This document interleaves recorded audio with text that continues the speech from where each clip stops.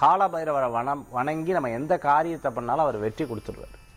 கால பைரவருடைய வழிபாட்டை நம்ம எடுத்துட்டோம் அப்படின்னு சொன்னால் வாழ்க்கையில் சக்ஸஸ் தான். கால பைரவர், சொன்ன பைரவர், சொர்ணாகர்ஷண பைரவர், இப்படி பைரவர், அஷ்ட பைரவர், அவரை வணங்கினாலே போதும், கண்டிப்பாக வெற்றி தான். அதுவும் இன்னைக்கு தேய்பிறை அஷ்டமி, நமக்கு நிறைய காரியங்கள் தடங்களாகும். உதாரணமாக ராகு கேது இருந்ததுன்னா திருமணம், வேலை, தொழில், பண வரவுகள், பணம், கடன், சொத்து, இது போன்ற விஷயங்கள் எத்தனையோ இருக்கும். நியாயமாக நம்மக்கிட்ட ஒரு காரியம் நடக்கணும்னா இன்றைய தினத்தில் சாயந்தரம் கால பைரவரை போய் வணங்கணும். அப்படி வணங்கி அவர்கிட்ட வேண்டுதல் வச்சுட்டு சங்கல்பம் வச்சுட்டோம்னா அந்த காரியம் வெற்றி பெற்றுடும்.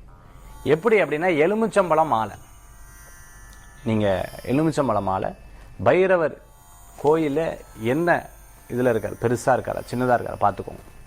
எலுமிச்சம்பழ மாலை சாத்துறது சிறப்பு.